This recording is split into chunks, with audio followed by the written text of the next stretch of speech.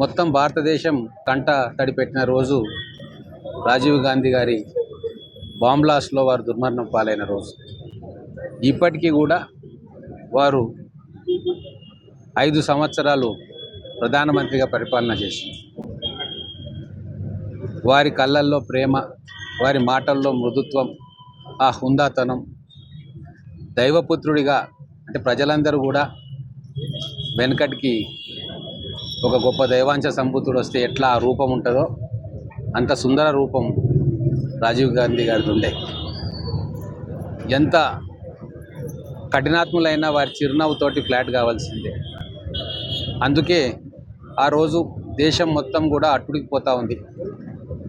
ఒక పక్కన operation blue star తర్వాత సిక్కులు దేశం పట్ల కొద్దిగా వ్యతిరేక భావంతో ఉన్నమాట. ఇందిరాగాంధీ గారు ఆ రోజు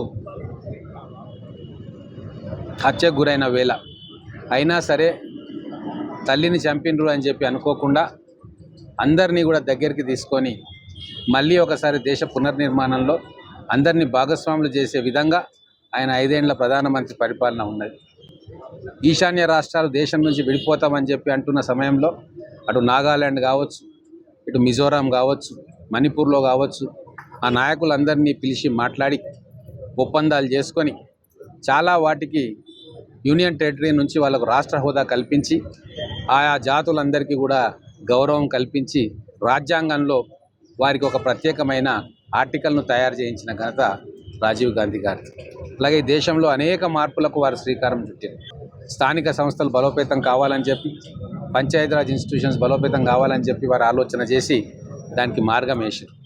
వారు చూపిన బాటలోనే మన ప్రధానమంత్రి గారు నరసింహారావు గారు, మన తెలుగు బిడ్డ, వారి మంత్రివర్గంలో మంత్రిగా ఉన్నారు కాబట్టి హ్యూమన్ రిసోర్సెస్ డెవలప్మెంట్ మంత్రిగా రాజీవ్ గాంధీ గారి మంత్రివర్గంలో నరసింహారావు గారు పనిచేసారు. కాబట్టే వారి ఆలోచనను పుణికిపుచ్చుకొని వారు ఎప్పుడైతే ప్రధానమంత్రి అయినరో నరసింహారావు గారు పూర్తిగా రాజీవ్ గాంధీ గారి విధానాలను అమలు చేసి సరళీకరణ విధానం భారతదేశంలోకి ఇంట్రడ్యూస్ చేశారు. అంటే ఈరోజు భారతదేశం ఇంత గొప్పగా ఉన్నది, ప్రపంచ దేశాలతో పోటీ పడుతున్నది అంటే ఆ రోజు రాజీవ్ గాంధీ గారు బాట వేసి చూపిన విధానం. సరళీకరణ అనేది రాజీవ్ గాంధీ గారితో స్టార్ట్ అయింది. కంప్యూటర్ అనేది విరివిగా భారతదేశంలో మనం ఉపయోగించుకోవచ్చు, దాని ద్వారా లాభాలు జరుగుతాయన్న సత్యాన్ని మనకు తెలియజెప్పిన వారు రాజీవ్ గాంధీ. కాబట్టే వారి వర్ధంతి రోజు బాధాకరమైన హృదయంతో వారిని గుర్తు చేసుకుంటూ ఉన్నాం.